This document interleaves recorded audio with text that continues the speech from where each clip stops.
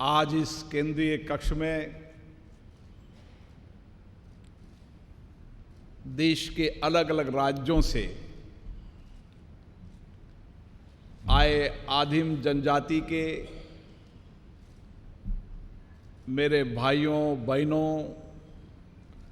नौजवानों का मैं इस संसद के केंद्रीय कक्ष में आपका हार्दिक अभिनंदन करता हूं, स्वागत करता हूं। संसद का एक केंद्रीय कक्ष आजादी का साक्षी रहा है। संसद के इसी केंद्रीय कक्ष के अंदर समाज के दलित, शोषित, वंचित, आदिवासी व्यक्तियों को न्याय का अधिकार मिले, सबको समानता का अधिकार मिले और समाज के अंतिम व्यक्ति के जीवन में कैसे बदलाव आ सकता है, इसके संविधान निर्माण का भी ये भवन ऐतिहासिक रूप से साक्षी रहा है और आज साक्षी हो गया है। जब आप दूर दराज के उस गांव के अंदर, उस जंगल के अंदर, जहां पर आपने एक लंबी लड़ाई लड़ने के बाद, आजादी की लंबी लड़ाई लड़ी,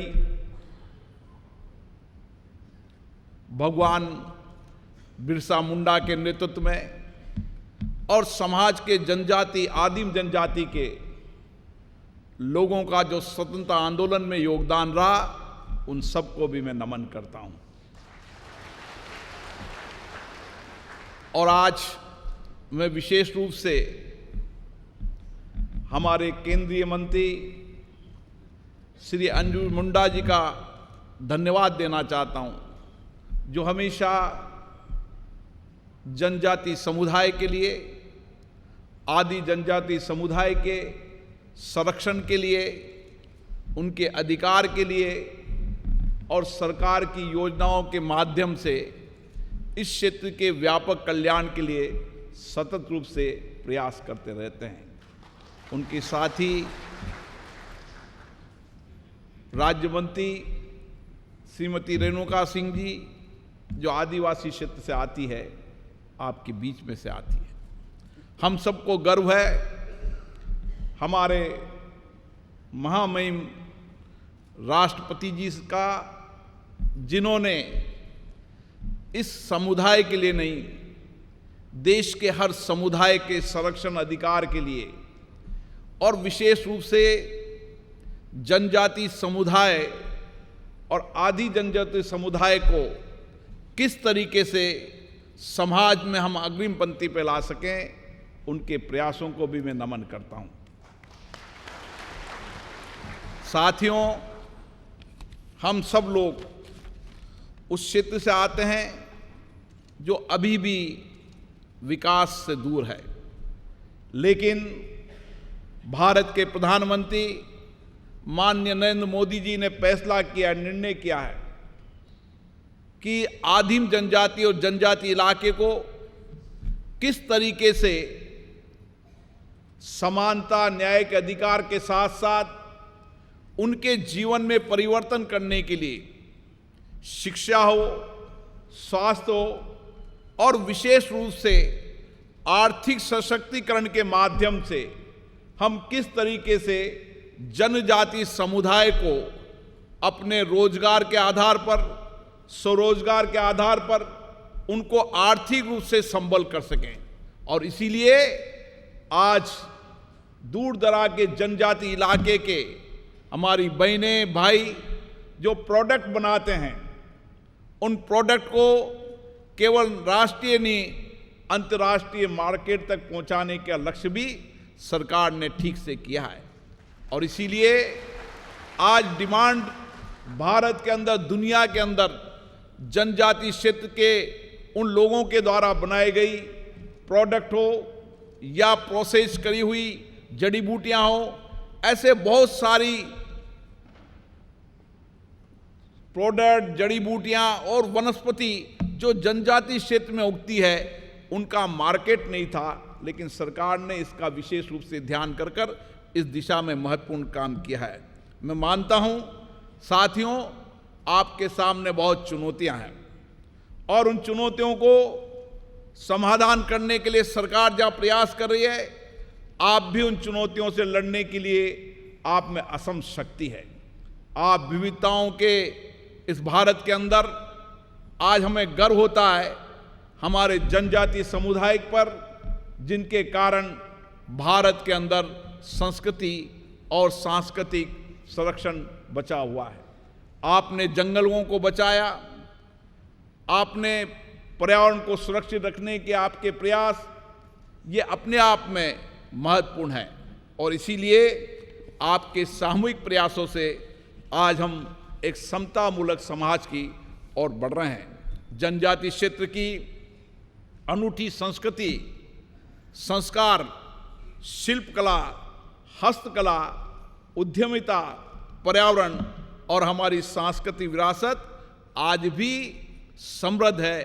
अतुलनीय है और इसीलिए जनजातीय समुदाय की एक विशिष्ट पहचान समाज में है।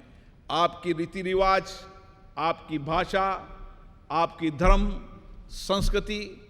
अपने आप में आज भी संरक्षण है और आप इसको, संस्कृति को संरक्षण रखने का काम तो कर ही रहे हैं, लेकिन इस संस्कृति को किस तरीके से आगे बढ़ाया जाए, इसके लिए भी आप व्यापक रूप से प्रयास कर रहे हैं। मैं विशेष रूप से जनजातीय समूह के सामने आने वाली चुनौतियों की चर्चा करना चाहता हूँ। जनजातीय समुदाय के सामने जो चुनौतियाँ हैं, इसी केंद्रीय कक्ष में कई कानून बने, संविधान का निर्माण हुआ, भारत की संसद ने आपके लिए कानून बनाए, नीतियाँ बनाई, कार्यक्रम बनाए और आज जिस तरीके का केंद्रीय कक्ष के अंदर आप बैठकर उन सब चीज़ों को याद करेंगे कि किस तरीके से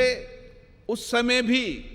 जनजातीय समुदाय के अधिकारों को संरक्षण करने के लिए, उनको समता के न्याय का अधिकार दिलाने के लिए, उनके स्वास्थ्य, चिकित्सा और उनके अन्य व्यक्ति अधिकारों के लिए लगातार प्रयास संविधान के अंदर भी किए गए हैं और संविधान के बाद लगातार इस 75 वर्ष की लोकतंत्र की यात्रा में हम ये कह सकते हैं कि हमने इन जनजातीय समुदाय की संस्कृति और संरक्षण को बचाने के साथ साथ इनके स्वास्थ्य, शिक्षा, उद्यमिता